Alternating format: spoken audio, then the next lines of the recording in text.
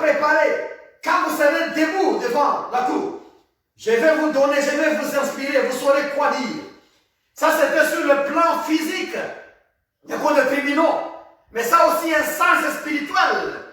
C'est-à-dire, quand le diable, avec les ancêtres, il convoque ton âme, ou ton esprit, j'allais dire, quand il convoque ton esprit devant le tribunal spirituel, là où tu dois défendre pourquoi tu veux demander ravir l'argent qui a été volé, ne t'en fais pas. Ce n'est pas toi, à ce moment-là, qui seras le juge. Il y a le juste juge qui est Jésus-Christ, puisqu'il est notre juge. Depuis le temps, il a amené son sang. Il n'a pas exhumé son sang seulement devant le diable dans ce jour de mort. Mais après ça, il est monté au ciel. Il a trouvé son Père. Il a trouvé Dieu. Il a exhumé, il a montré le sang. Il a montré les résultats de sa mort sur la croix. C'est à partir de ce jour-là que Dieu l'a nommé comme le chef dans le ciel, le chef sur la terre et en dessous de la terre. Donc Jésus, il a eu beaucoup d'attributs à ce moment-là. Il est le roi des rois, il est le prince maintenant. C'est le prince du ciel. C'est le prince sur la terre. C'est le prince en dessous de la terre. C'est à partir de ça, là c'est Philippiens qui nous le dit, au chapitre 2. À partir de ce jour-là maintenant, Jésus a reçu le titre de prince ou de roi. À partir de ce jour-là, tout genou doit confesser devant lui, doit confesser devant lui comme Seigneur. Tout genou doit fléchir. Tout genou fléchira et toute langue confessera que Jésus est Seigneur. Alléluia. Par la puissance de Dieu. Donc mon frère, c'est ça le premier scénario. Ça produit un Jésus qui est roi, qui est prince. Mais ça produit aussi un Jésus qui est le juge. Donc, dans nos termes actuels, nous allons dire, c'est le magistrat principal ou suprême qui est là. Jésus, c'est le magistrat suprême. Quand on va convoquer ton esprit pendant la nuit, quand on va convoquer ton esprit dans le séjour de mort, pour défendre ton argent, ta richesse et ta bénédiction, c'est Jésus qui sera debout. Toi, tu te verras là comme si on est en train de t'interroger. On est en train de t'interroger. Mais ce n'est pas toi. Réellement, c'est Jésus lui-même. Quand tu es debout comme ça, devant les instances sataniques, c'est Jésus qui s'incarne en toi. Et ils verront Jésus devant toi. Ils verront Jésus devant toi là.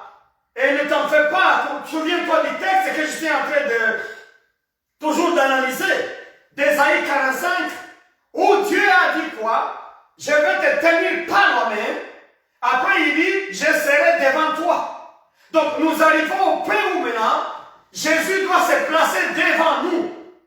Ma soeur, mon frère, Jésus doit se placer devant toi. Chaque fois que tu es accusé, notre prince, notre juge suprême, notre magistrat principal, il va se mettre debout devant le tribunal et il va justifier. Et il n'y a pas beaucoup de choses là-bas. Il y a le verset premier. Si quelqu'un est dans Christ, il n'y a aucune condamnation. C'est qu'à ce niveau-là, il n'y a pas de négociation avec le diable. Il n'y a pas de négociation avec tes ancêtres. Il n'y a pas de négociation avec les sorciers. Il n'y a pas de négociation avec les forces du mal.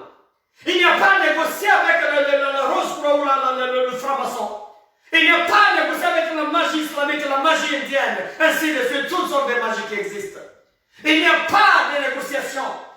Il n'y a pas de négociation puisqu'il n'y a pas de jugement, il n'y a pas de condamnation. Quand quelqu'un est en Christ, directement, il est justifié. Alléluia. Puisque la mort à Golgotha, ça suffit pour justifier les hommes et les femmes qui sont appelés dans la vocation sainte, dans la vocation de Jésus-Christ. Alléluia. Là, il n'y a pas beaucoup de choses à dire. Et là, c'est Jésus lui-même qui répond. Des fois, tu verras dans ce scénario, tu n'as pas eu d'argument, tu n'as pas eu à dire ceci, cela. Peut-être tu es seulement debout là. On te dit, mais tu es convoqué, tu es accusé. Mais évidemment, même si tu n'as pas vu justifié, retiens qu'il y a quelqu'un là qui est en train de te justifier. Et puis, le mystère qui est là dans ce scénario, que celui qui te justifie, c'est encore celui qui fait le jugement. Donc, ceux qui ont trop accusé, ils ne sont pas là comme des plaignards avec le ministère public à côté d'eux. Non, c'est pas ça. C'est Jésus qui défend et encore c'est Jésus qui fait le jugement. Et le jugement est clair, nous le savons, c'est clair dans les Écritures. Il a dit sur la croix que tout est fini, tout est accompli.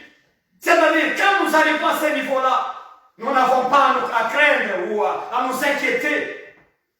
Puisque lui-même, il a déjà la solution. Il va seulement dire aux forces des ancêtres, libère ces messieurs, il n'est pas condamnable. Alléluia. Il ne peut pas être jugé, celui-ci. Il ne peut pas être condamné puisqu'il est à moi d'office. Et c'est moi le prince. C'est moi le magistrat suprême. Voilà le premier scénario où nous sommes encore plus que vainqueurs. Ma soeur, mon frère, si tu évolues comme il faut dans le combat spirituel, tu verras qu'à ce niveau-là, Jésus lui-même, il est l'avocat d'abord, puisqu'il est devant toi, il parle, et puis encore c'est bien lui qui est le magistrat suprême pour tirer la conclusion, pour amener le jugement. Et le jugement est connu d'avance. La fois passée, j'ai parlé de la préméditation de Dieu. J'ai parlé aussi de la prédestination à la victoire. Les diables et les ancêtres, ils sont prédestinés à l'échec. Et toi, tu es prédestiné à la réussite, au succès, à la victoire. Gloire à Dieu. Gloire à Dieu, gloire à l'agneau de Dieu, qui nous a prédestinés à la victoire éternelle. Malgré les combats, les circonstances, les convocations, les troubles, les tremblements, dans tout ça, mais nous sommes prédestinés à la victoire. Le diable et ses acolytes, ils sont prédestinés à l'échec. Mais nous, d'office, nous sommes prédestinés à la victoire. Gloire à Dieu, gloire à le nom de Dieu, pour le sacrifice de Golgotha, qui a fait que son sang puisse devenir un gage pour notre salut, que ça devienne un gage pour notre protection, un gage pour notre justification. C'est une matière de justification d'avance. Avant qu'on ne soit convoqué, on a déjà la victoire. Et ceux qui nous convoquent savent aussi que nous allons vaincre, puisque nous sommes couverts et justifiés par le sang de Jésus-Christ. Donc dans ce premier scénario possible, retiens mon frère, ma soeur, si tu trouves que tu es devant des rêves de cette sorte, ou des songes de cette sorte où tu es convoqué dans le tribunal, ne te pose pas beaucoup de questions. Retiens que Jésus lui-même va défendre. Il sera avocat, il va aussi jouer le rôle encore de juge principal. Gloire à Dieu. C'est ça le premier scénario. Mais il y a beaucoup de gens qui me posent des questions comme ça. Non, j'ai rêvé. C'est peut-être que j'aurai un problème. Peut-être qu'il y a un problème qui se prépare. Je serai convoqué au tribunal. Ah, je serai convoqué à la commune. Moi, je te dis bien que ça arrive. Oui, ça arrive que tu as des sons comme ça, mais ça te montre un problème ultime devant toi, un problème vraiment physique, où tu es convoqué dans une instance juridique. Cela est possible. Mais n'oublie pas qu'en plus de ça, il y a plus le sens spirituel. Il y a le sens spirituel dans ça. C'est que ces cours de tribunaux qui nous convoquent spirituellement, ce sont les ancêtres qui font des dossiers. Puisque Lucifer et ses fidèles, ce sont des accusateurs. Et la Bible dit, dans Pierre, vous devez veiller. Soyez sobres et veillez, puisque votre accusateur ne dort pas. Ça, c'est la parole de Dieu. Nous devons veiller chaque fois, puisque l'accusateur est là, toujours en train d'accuser. Et ce dossier-là, voilà l'occasion, avec le sang de Jésus. Quand nous sommes convoqués, il y a celui qui nous justifie. Gloire à Dieu. Quand tu as ce sorte de rêve, ne t'en fais pas. Tu dois voir dans les deux versions. Soit de la version matérielle où probablement un problème peut éclater. Et là, toujours encore, c'est le même juge qui va défendre le problème. Mais souvent, c'est spirituel. Sur 10 rêves comme ça, je crois, 8 c'est spirituel, 2 ça peut être matériel ou une convocation vraiment avec un papier signé par le bourgmestre, par le maire, par le parquet, par le huissier. C'est rare, peut-être le 2 sur 10, mais souvent c'est spirituel. Donc c'est ça la probabilité du premier scénario. Le second scénario, c'est quoi? Dans le second scénario, tu vas te retrouver maintenant devant les portes qui s'ouvrent. Alléluia. C'est que quand le sang travaille, ça chasse ces démons-là de famille. Ça brise les liens. Ça brise disons, le mur. Ça casse les cadenas. Et ça ouvre les portes, comme je lisais en Ésaïe 45, chapitre 45, verset 1 à 2. Maintenant, les portes de forteresses vont rester ouvertes et ne seront jamais. La Bible dit, afin que ces portes ne soient plus fermées. Ne soient plus fermées. Donc, ils vont s'ouvrir pour ne plus fermer. Gloire à Dieu. Quand tu arrives à ce niveau où tu as battu sérieusement, le premier cercle des ancêtres, tu l'as écrasé par le sang de Jésus. Leurs accusations, tu les as brisées par l'apport du sang de Jésus dans tes mains. Écoute-moi, quand tu es à ce niveau-là, maintenant les portes automatiquement des forteresses là, ça va s'ouvrir. Ça c'est vraiment un mode spirituel que j'enseigne comme ça. Les portes vont s'ouvrir. Maintenant les portes devant toi vont s'ouvrir. Maintenant, quand les portes s'ouvrent, on peut ou ne pas le savoir. À ce niveau, on peut ou ne pas le savoir. Comment ne pas le savoir? Tu verras seulement un changement dans la vie. C'est comme si l'atmosphère change, le climat change dans ta vie. Morale, spirituelle, et même physique. Mais sans voir d'autres choses dans le spirituel. Mais il arrive aussi que Dieu te le révèle encore. Où tu vois que tu as des clés, peut-être un trousseau de clés dans la main. Peut-être où toutes les portes là où tu arrives, ça s'ouvre. Tu peux aussi voir ça. Je ne voulais pas beaucoup insister sur les songes qui montrent les trousses de clés dans la main, là où tu peux ouvrir les portes. Mais je te montre surtout le changement de l'atmosphère vitale. Hein? De toi-même. Ça, je vais te donner un exemple. Je me rappelle bien, dans les années 1995 à 98, j'étais déjà dans le ministère. Je n'oublie pas comment j'étais battu par la pauvreté. J'étais encore jeune, mais j'ai gagné trop peu. L'église qui m'utilisait n'avait pas de pouvoir pécuniaire. Les salaires insignifiants. Et la vie était difficile, où il fallait porter peut-être un soulier toute l'année. Matin, soir, c'est le même. Mais je devrais amener l'évangile.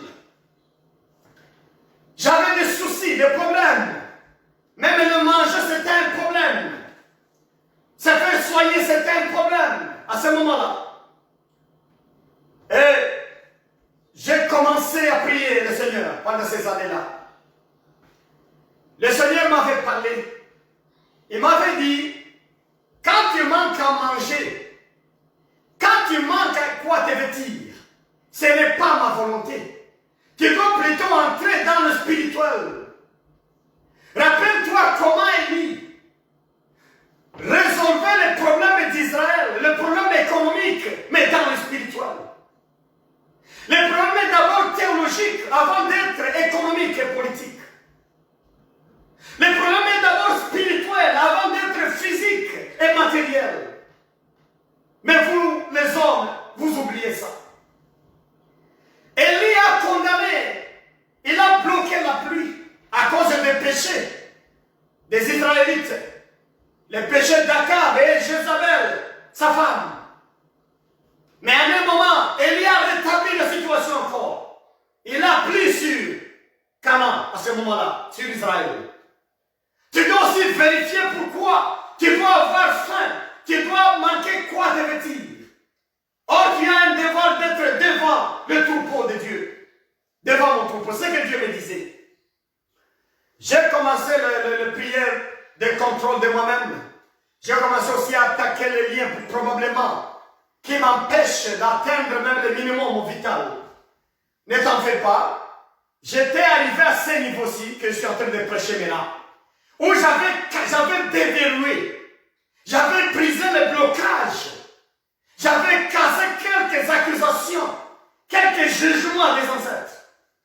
La pauvreté, ainsi de suite. Qu'est-ce que j'ai trouvé dans la vie? Le changement, c'est que j'ai appelé le changement de l'atmosphère de vie. Partout où j'allais, après avoir prié sérieusement, j'ai trouvé que chaque personne voulait me donner. J'ai salué quelqu'un, me dit, mais monsieur, je sens qu'il faut te faire 10 $. Je pense qu'il faut te donner 10 $. J'ai sens ça dans mon cœur.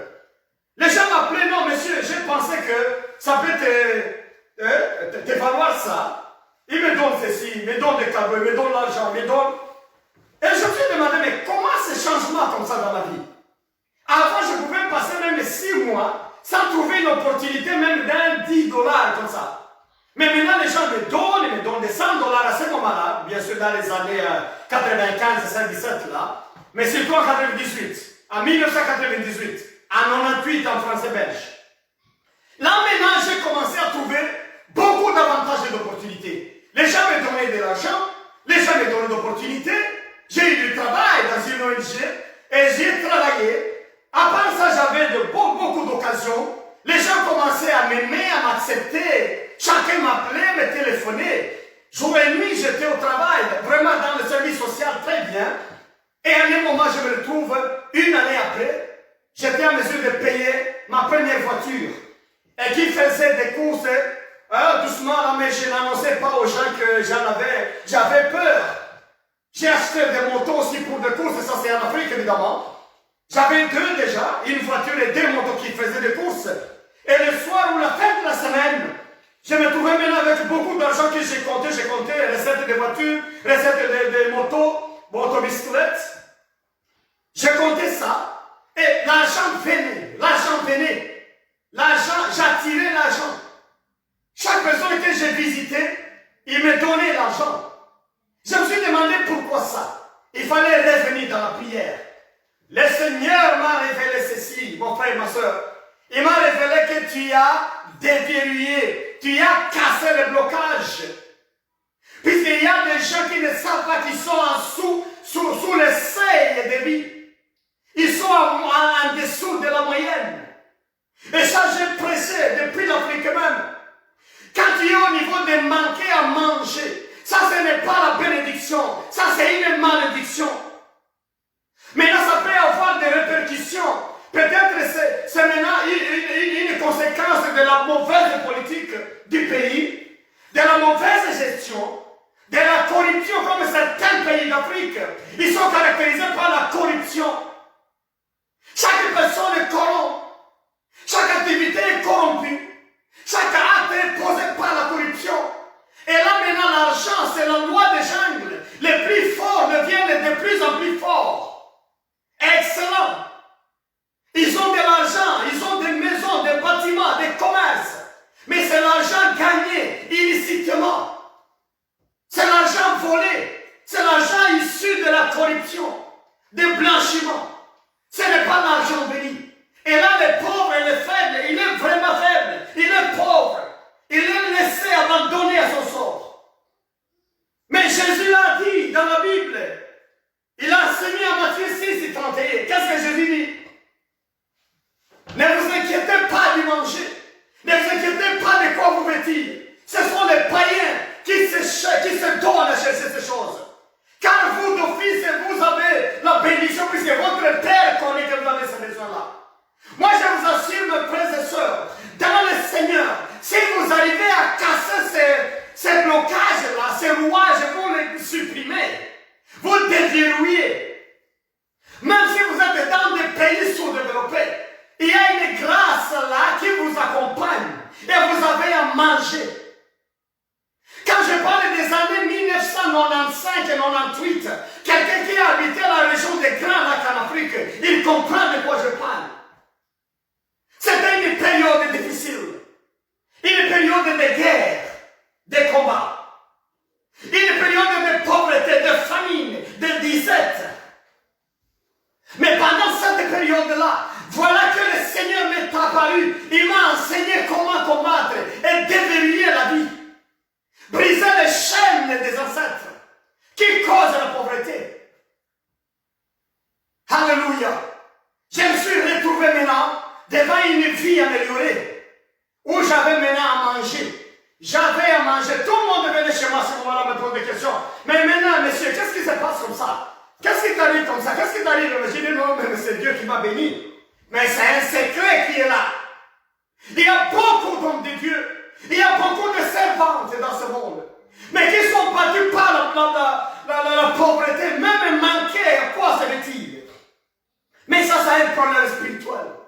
C'est d'abord spirituel puisqu'ils servent le Seigneur, mais il n'est pas évolué dans le sens de mes enseignements de chercher la percée. Ils n'ont pas brisé les chaînes qui les empêchent de s'étendre, de prendre la largeur.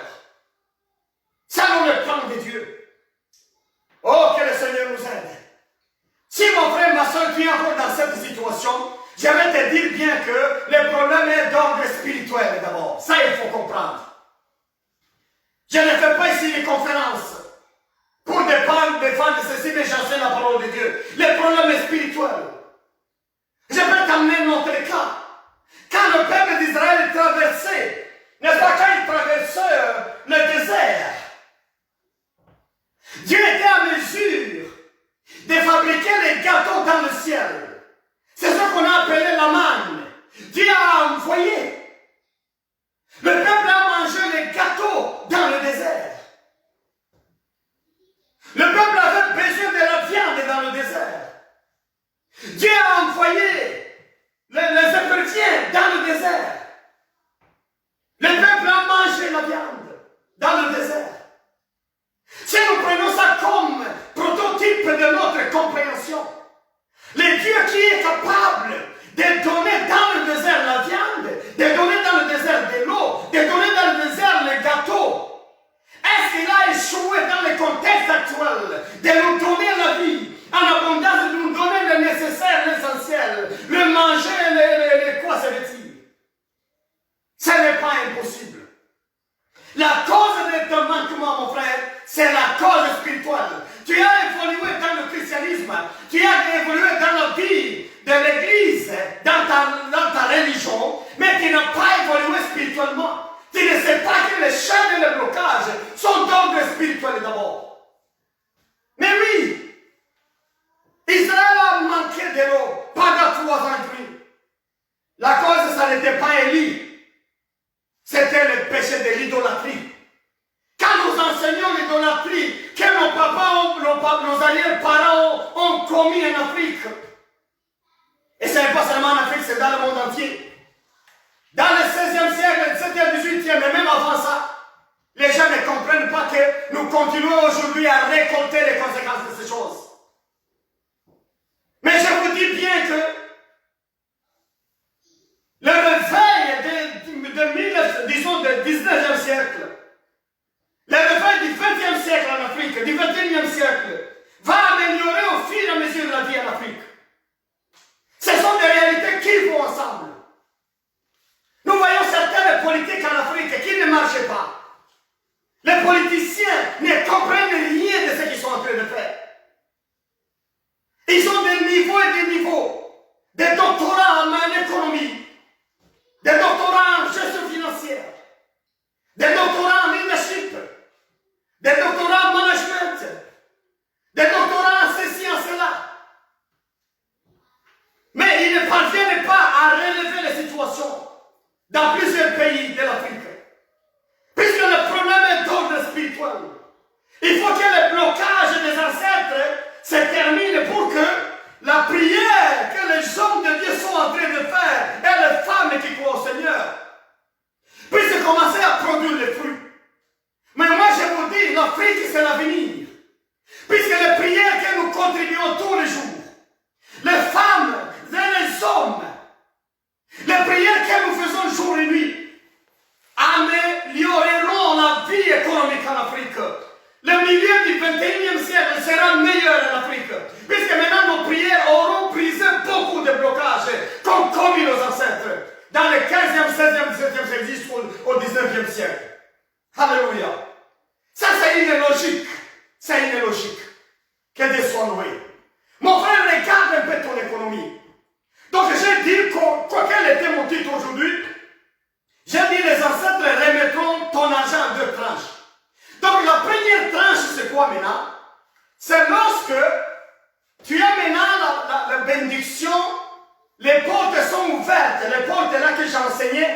Ésaïe 45, chapitre 1 et 2, les portes des forteresses s'ouvrent et ne seront plus fermées.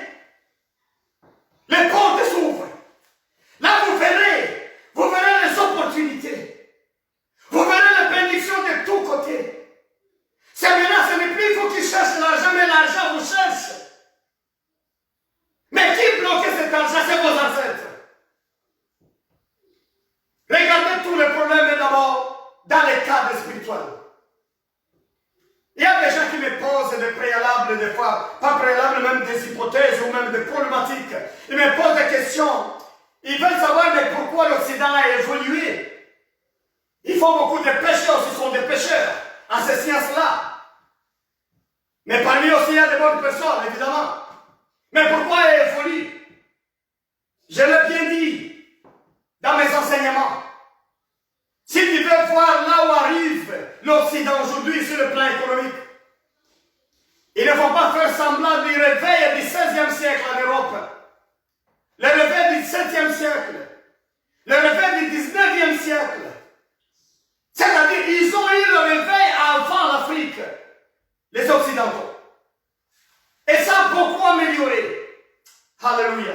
Ça, un jour, je vais prêcher ça, je vais enseigner ça de façon systématique, vous montrer avec des dates précises des siècles, comment les bénédictions issues du réveil du XVIe siècle au XXe siècle a beaucoup amélioré la vie économique en Occident. Mais le réveil de l'Afrique, 19e siècle, 20e siècle, ça va aussi produire des bénédictions bientôt. Gloire à Dieu. Les jeunes Africains et Africaines qui sont à l'âge de jeunesse et de l'enfance, ils verront une Afrique autre que l'Afrique que nous connaissons aujourd'hui. Puisque nos prières vont donner des fruits. La vie économique va s'améliorer, aura s'améliorer suffisamment. Puisque nous sommes en train de couper les liens et les blocages issus de nos ancêtres païens. Que Dieu soit loué.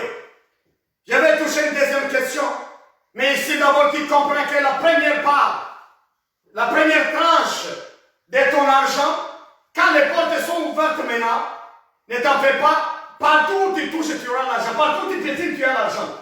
Chaque activité que tu touches tu auras l'argent. Il y a des gens qui se moquent d'autres. Tel papa n'est pas intelligent. Tel papa, il ne connaît rien, il est paresseux, il est quoi? C'est plutôt toi. Hein? C'est toi qui es ignorant, tu ne connais pas. Si quelqu'un est bloqué, si quelqu'un a des problèmes spirituels qu'il ne maîtrise pas, il n'y a pas d'ouverture dans sa vie. Aucune opportunité ne peut s'ouvrir. Et là où il se met pour chercher la vie, la porte se ferme. C'est une réalité, c'est vrai ça. Toi, tu as eu peut-être la chance. Tu n'as pas le même blocage.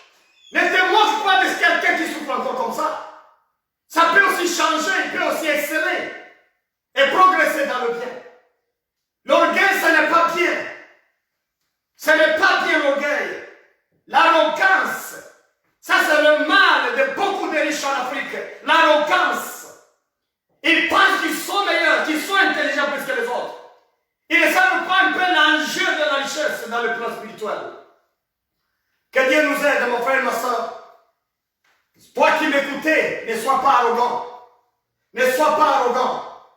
Tu dois plutôt te mettre à comprendre bien la parole de Dieu et tous les enjeux des Saintes Écritures. Alléluia. Je m'en vais maintenant toucher un peu quelqu'un qui me posait la question. Quand maintenant nous avons cet argent, ça vient d'où? Et qui bloquait cet argent? C'est les ancêtres.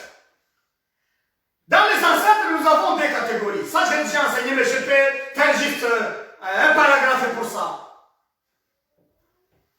Nous avons deux sortes d'ancêtres.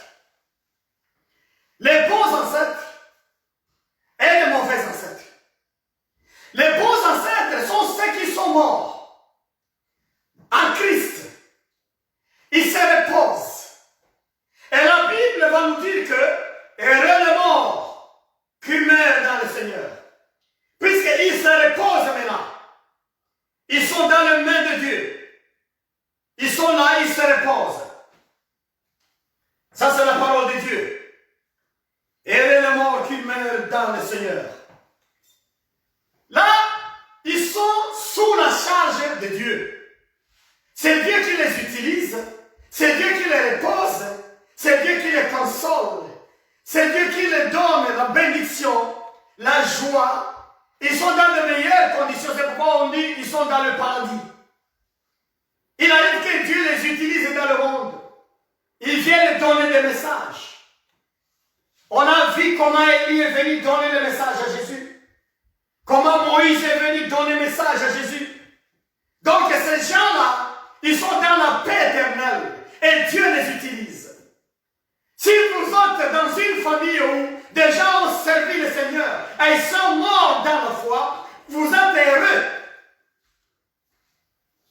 Tout simplement puisque ces gens-là viennent de temps en temps, Dieu peut les envoyer pour vous faire du service. Mais ce n'est pas à votre gré, vous. Ce n'est pas selon votre volonté. C'est Dieu qui est leur responsable pour les utiliser. Et Dieu peut les envoyer de gauche à droite comme il veut dans les coins du monde. Nous n'avons pas l'occasion d'aller les adorer, d'aller entourer les cimetières et parler à leur nom. Ça ne serait pas autorisé. Il n'y a qu'un seul nom qui a été donné à l'humanité pour le salut et pour la prière. C'est le nom de Jésus-Christ. Quand nous prions Dieu, au nom de Jésus, ça suffit. Nous n'avons pas à adorer les morts, même s'ils sont morts en Christ. C'est ça l'évangile. C'est ça la parole de Dieu. Et il y a de l'autre côté maintenant les mauvais ancêtres.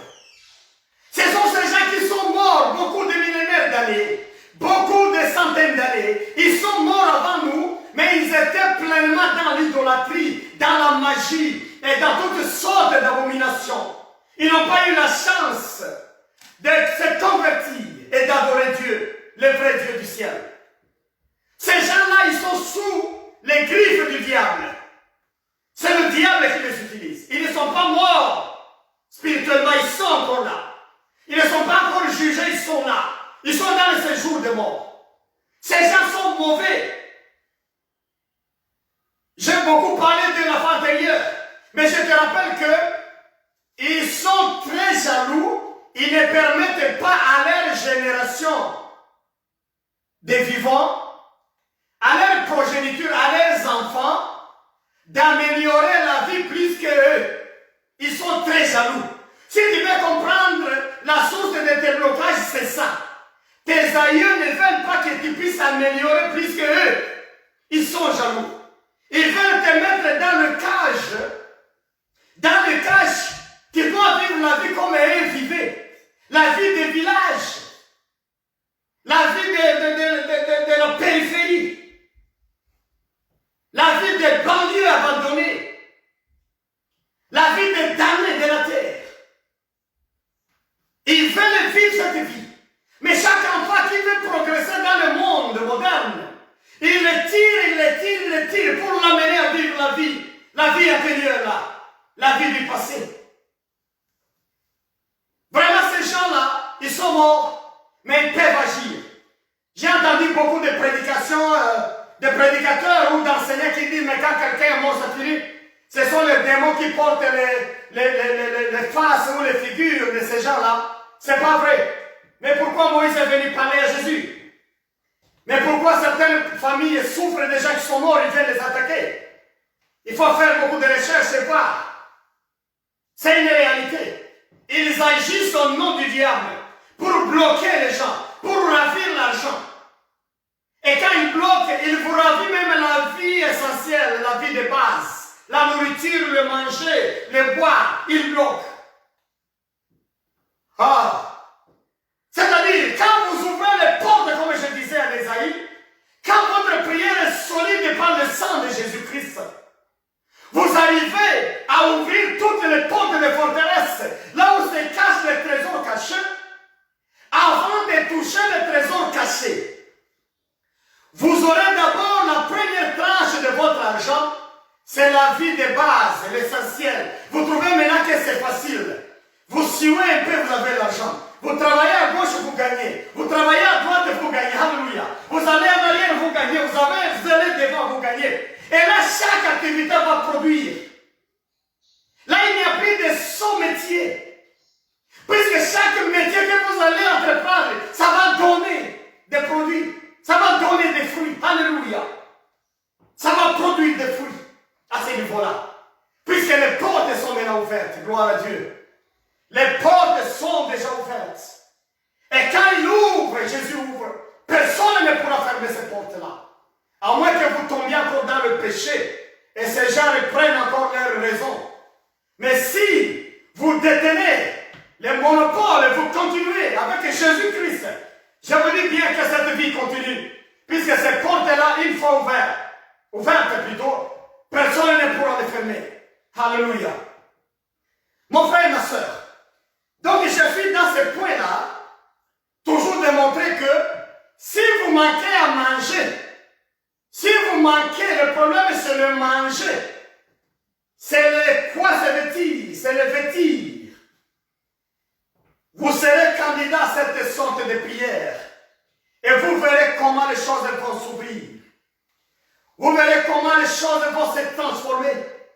Vous verrez les grands miracles de Dieu où il vous nourrit comme il a nourri Israël dans le désert. Peut-être vous êtes dans le désert.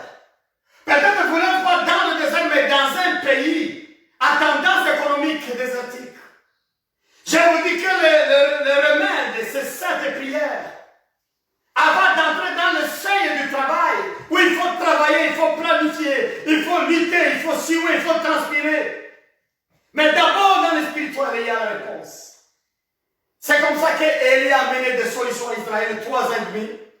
Il a prié, il a demandé à Dieu d'envoyer la pluie. Et la pluie a plu sur Israël. Et les plantes ont poussé encore. La pluie céleste va tomber dans ta vie. Alléluia. La pluie céleste, la pluie de bénédiction va inonder ta vie, va inonder ton âme, va inonder ton esprit. Et tu verras que toutes les opportunités seront bonnes, seront favorables pour toi.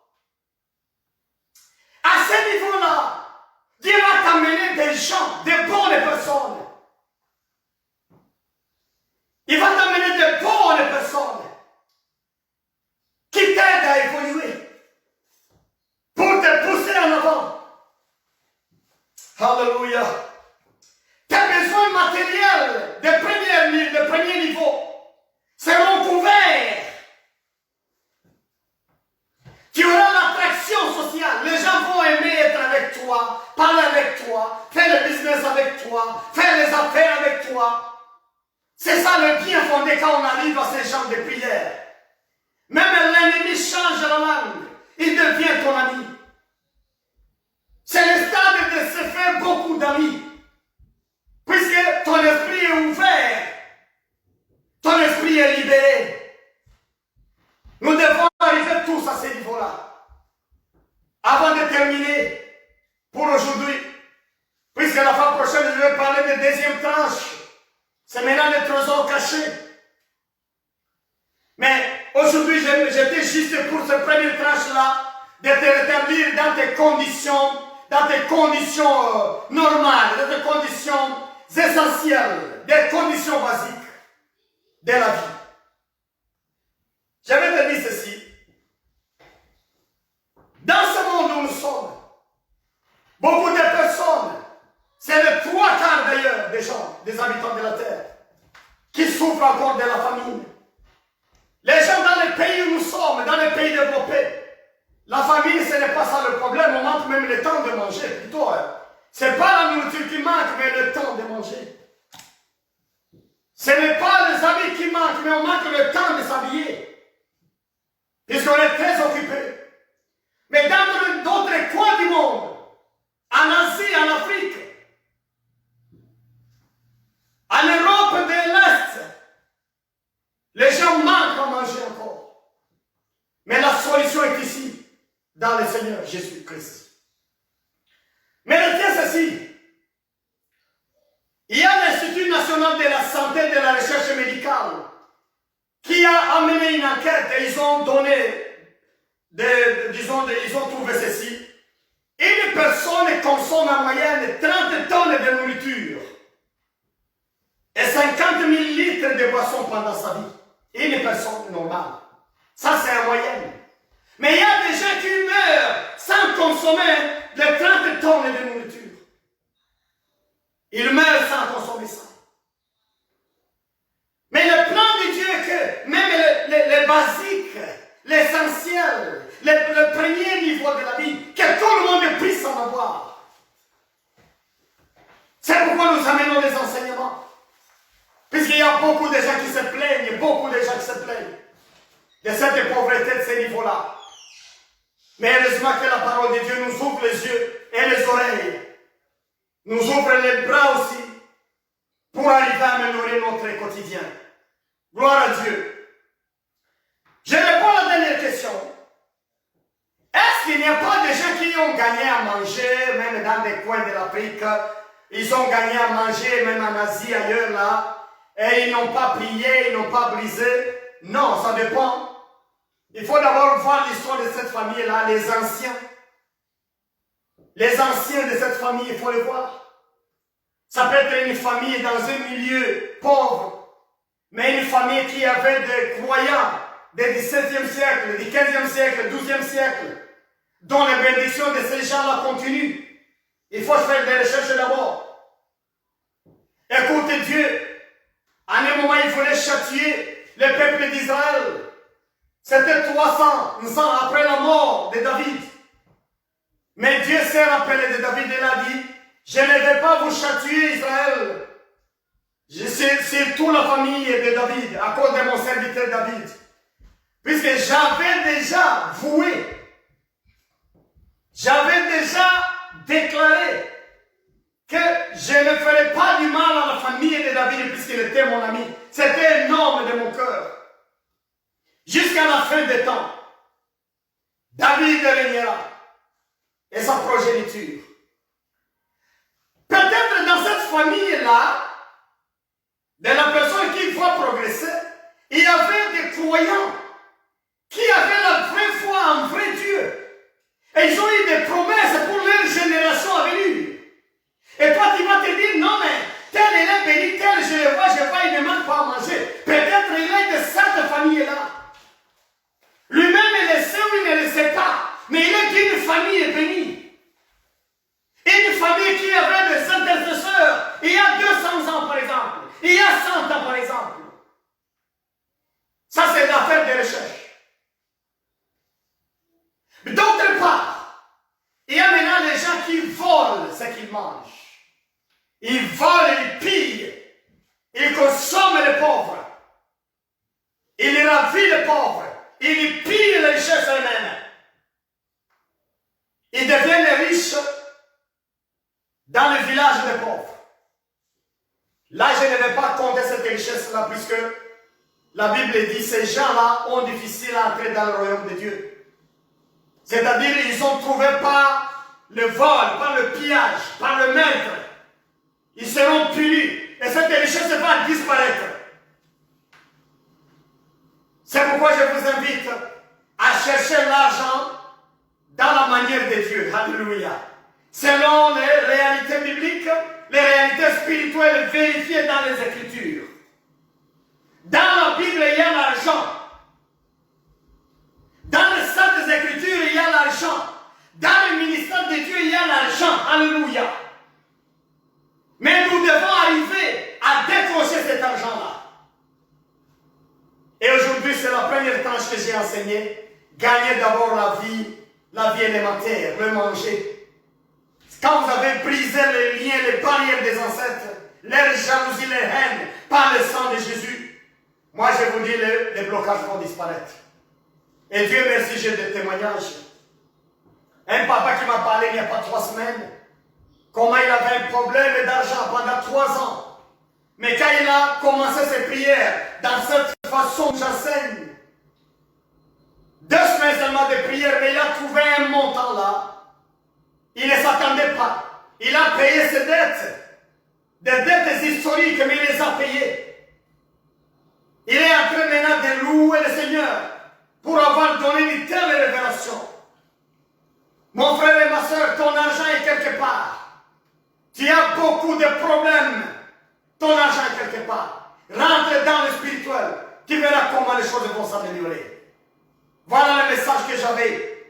Les ancêtres remettront ton argent en deux tranches. Qu'il le veuille ou pas. Si tu frappes fortement, tu arrives à ce niveau-là, où tu les écrases par le sang de Jésus, tu brises les accusations, tu brises les actes qui accusent.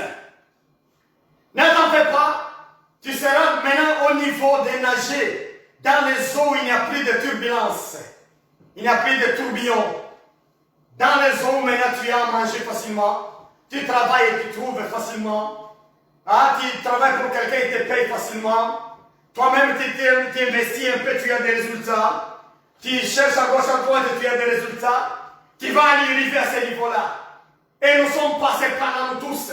Voilà pourquoi Dieu nous fait aujourd'hui les instruments pour inviter les autres. La pauvreté est aussi liée à disons, au péché, à des condamnations, à des liens. Mais si ce n'est pas tes propres péchés, mais c'est le péché de tes aïeux. Mais Dieu est là aujourd'hui pour nous ouvrir les yeux. Alléluia. Prenez ces enseignements, mettez-les en pratique, mes frères et sœurs. Et vous verrez des changements chaque fois dans la vie. Où vous serez maintenant indépendants. Vous ne serez pas dans la rue en train de demander. Ni vos enfants ne seront pas en train de commander. Quand Dieu vous bénit, quand il vous voit venir bien là, et couper les liens sataniques par la force qu'il vous donne, Dieu va vous bénir comme il a béni David. Et vous verrez que vos enfants ne seront pas dans la rue en train de commander, puisque d'office ils sont bénis.